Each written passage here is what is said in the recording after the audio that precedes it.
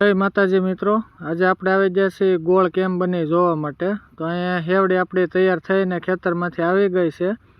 હવે આ હેવડી છે અને સીધું અહીંયા મોટા શીશોડાની અંદર પીલી અને એનો રસ કાઢવામાં આવે છે।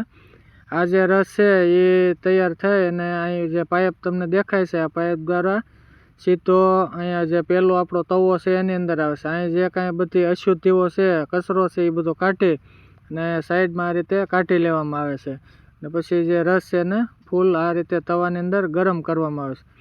તો આ જે ગરમ કરવા માટે જે વસ્તુનો ઉપયોગ કરવામાં આવે છે એ જે આપણે રસ કાઢ્યો એમાંથી જે હેવડીના સોતા વધ્યા એના અહીંયા જ આસપાસના ખેતરમાં પોળા પાથરીને સૂકવી દેવામાં આવે છે, જેથી કરીને સુકાઈ જાય એટલે એનો અહીંયા ભઠ્ઠીમાં રસને ગરમ કરવા માટે બળતણ તરીકે એનો ઉપયોગ છે એ અહીંયા કરવામાં આવે છે।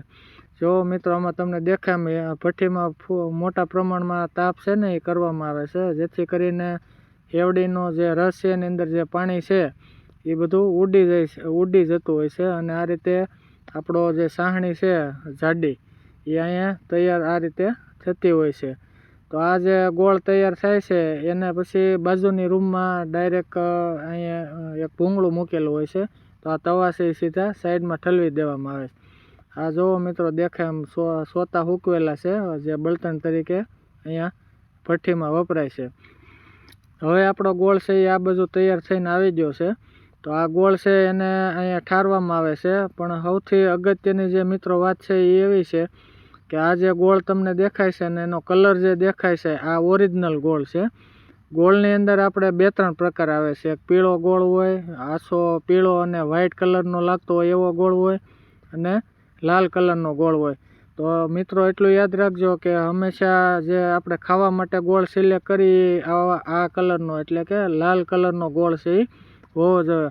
આ ગોળ આપણા હેલ્થ માટે સારો છે। પીળો ગોળ છે એની તમને વાત કરું તો પીળા ગોળની અંદર મેટાનિલ યલો કરીને જે કલર આવે છે સિન્થેટિક એ ભેળવવામાં આવે છે અને બેકિંગ સોડા જેને આપણે ખાવાના સોડા કહીએ છીએ એ ભેળવવામાં આવે છે। એ ભેળવવાથી એવું છે કે ગોળ છે ને એ એકદમ તમને કાચ જેવો લાગે અને આમ નજરથી આપણને ગમે, પણ એની અંદર આ સિન્થેટિક કલરો હોય છે એટલે એ આપણા શરીર માટે ખૂબ નુકસાનકારક હોય છે। એટલે મિત્રો એટલું યાદ રાખજો કે ગોળ આપણે ખાવા માટે લેવાનો થાય તો એનો કલર છે એ લાલ હોવો જોઈએ। ગોળની અંદર ખાલી આ લાલ દેખાય એટલું જ નથી, આની અંદર સારામાં સારા તત્વો પણ હોય છે। એટલે ખેતીમાં પણ આનો તમે દૂધ ગોળનો ઉપયોગ કરી શકો અને આપણા ખાવા માટે પણ આનો સારામાં સારો ઉપયોગ છે એ તમે કરી શકો।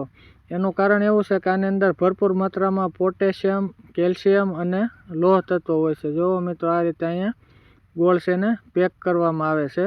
તો આ જે વિડીયો છે એ તમને સારો લાગ્યો હોય તો શેર કરવાનું અને ચેનલને સબસ્ક્રાઈબ કરવાનું મારા વાલા ભૂલતા